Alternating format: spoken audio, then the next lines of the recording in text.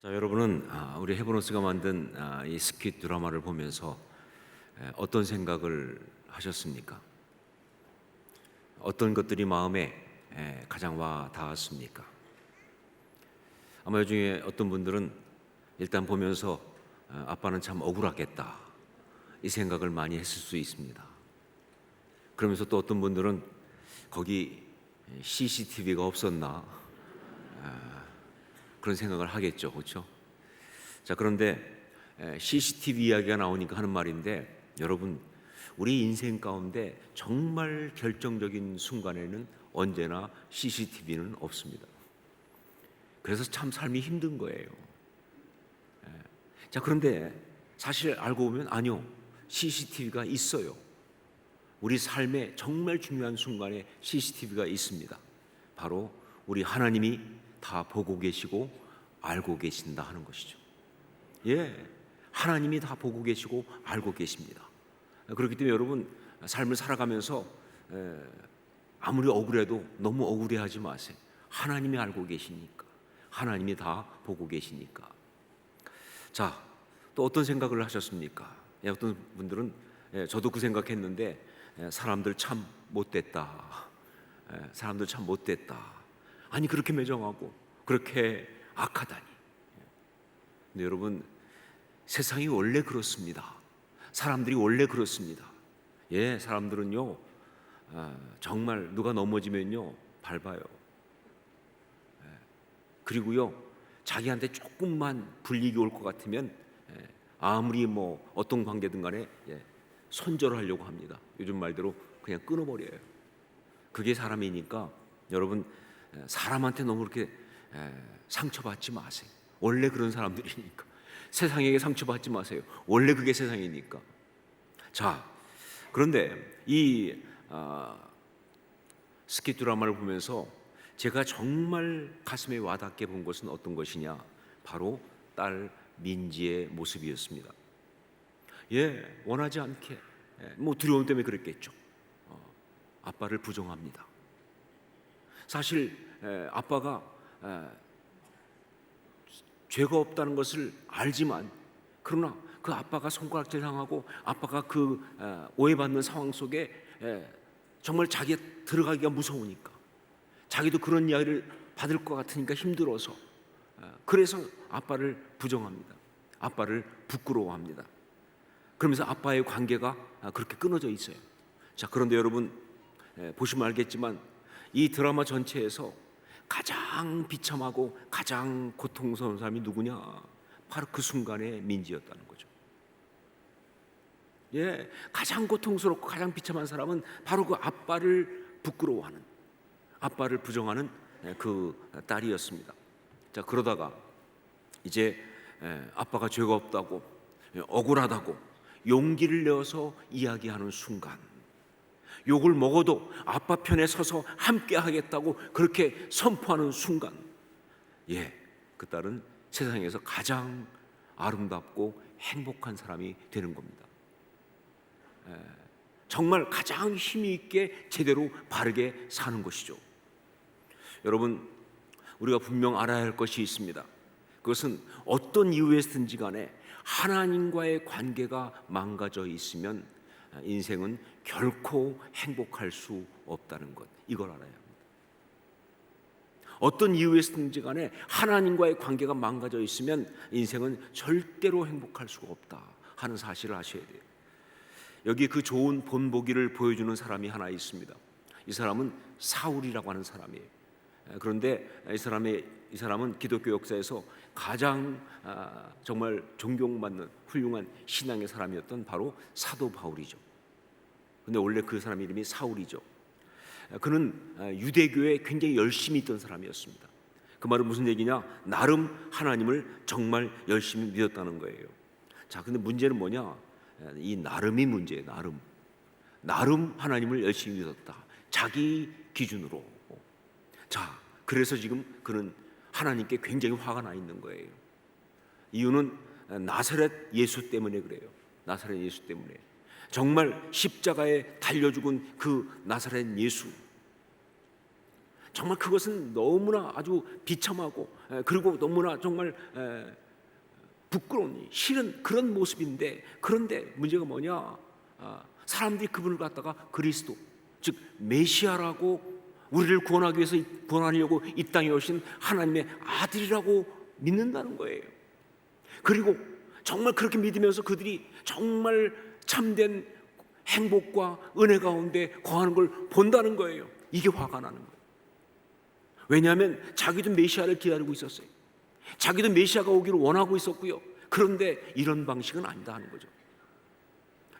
자기가 원하는 방식, 자기가 생각하는 방식이 아닌 다른 방식으로 하나님께서 메시아를 보내니까, 그러니까 하나님께 화가 나는 거예요. 많은 사람들이 하나님께 화가 나는 이유는 하나님이 내 방식대로 하지 않기 때문이라고 생각합니다.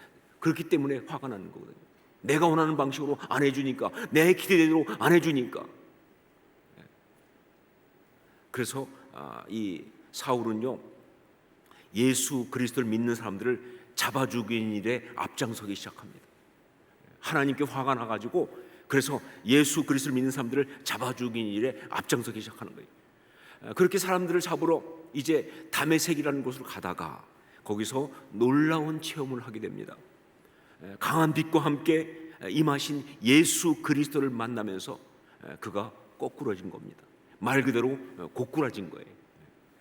자, 그런데 그때 그렇게 고꾸라진 그 사울에게 들려온 음성이 우리 모두에게 너무나 의미가 있습니다. 우리 사도행전 26장 14절 말씀을 함께 읽겠습니다. 같이 읽습니다. 우리가 다 땅에 엎드러짐에 내가 소리를 들으니 히브리 말로 이르되 사울아 사울아 내가 어찌하여 나를 박해하느냐 가시체를 뒷발질하기가 내게 고생이니라. 저는 여기에서 가시체를 뒷발질하기가 내게 고생이니라 하는 이 말씀이 우리 모든 인간들에게 해당하는 정말 실존적인 지적이다라고 생각합니다. 자, 이 가시체를 뒷발질한다는 것, 이것은요 그 당시에 굉장히 유명한 속담입니다. 무슨 얘기냐 하면은요, 그 당시에 이 낙이라든가 소라든가 이런 짐승들을 이렇게 앞으로 나가게 할 때 어떻게 하냐면 가시를 가지고 묶어 가지고 일종의 채찍 같은 걸 만들어요.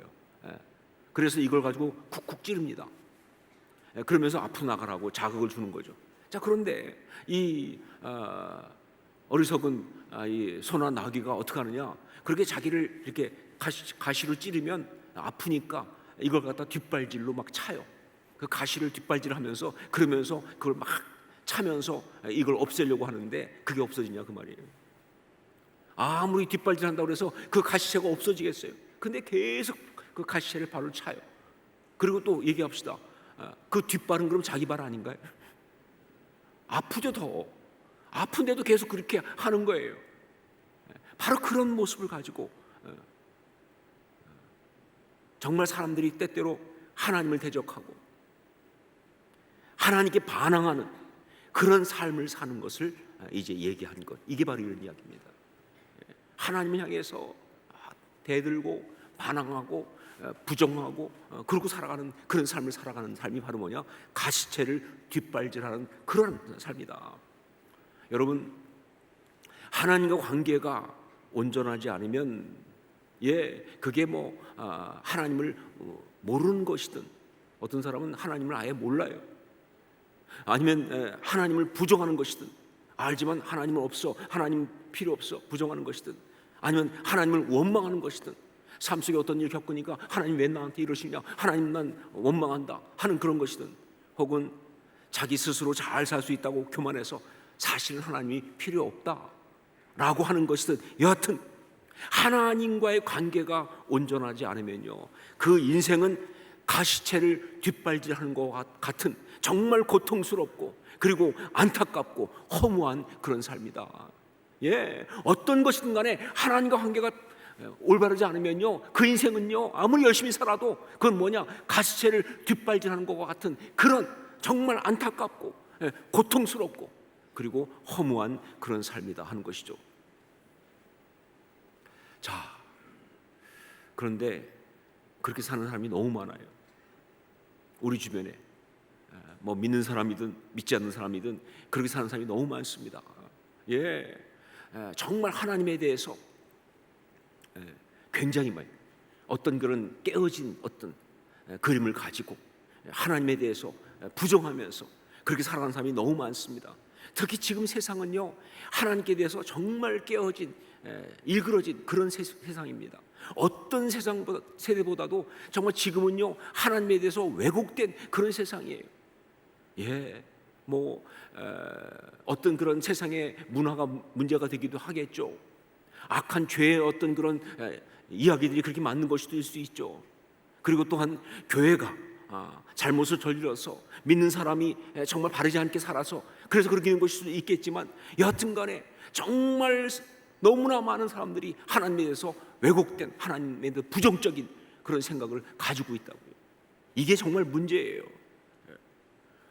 제가 보니까 참 사람들 보면서 아주 기가 막힌 게, 하나님을 부정하고 하나님 떠나서 나 혼자 산다고, 하나님이 어디 있어? 막 그렇게 하나님 없다고 하면서 그렇게 사는 사람도요, 삶 가운데 그 삶에 조그만 어려움이 오면요, 하나님을 원망해요.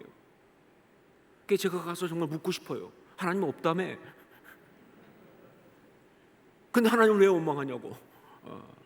뭐 하나님이 그야말로 동네 북이에요. 이 시대의 모든 문제에 어떤 책임을 다 하나님 앞에 돌리는 거예요. 그러면서 더 하나님을 떠나려고 하는, 이게 바로 죄의 어떤 문제죠. 이게 정말 악한 어떤 그런 그런 것들을 공격에 넘어가는 그런 삶이죠, 그렇죠? 그래서 세상이 행복하지 않은 겁니다. 왜 이 세상 사람들이 이렇게 불행하냐? 어떤 시대보다도 물질적으로 풍요롭죠.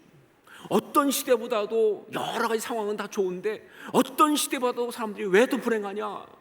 바로 하나님과 관계가 온전하지 않기 때문에. 자, 그러니까 하나님과 온전한 관계로 돌아와야 합니다. 이게 복음이에요. 하나님과 온전한 관계로 돌아와야 한다. 성경에 나오는 그 표현 그대로 하나님을 그냥 하나님이 아니라 나의 하나님이라고 부를 수 있어야 합니다. 여러분, 그냥 하나님은 안 돼요. 나의 하나님이어야 합니다. 그리고 그냥 나의 하나님이 아니라 나의 아버지여야 한다는 거예요. 나의 하나님, 나의 아버지, 이렇게 고백해야 돼요. 정말 그런 하나님과 관계. 그러면서 말이죠, 이제 세상을 향해서 담대하게 말할 수 있어야 합니다.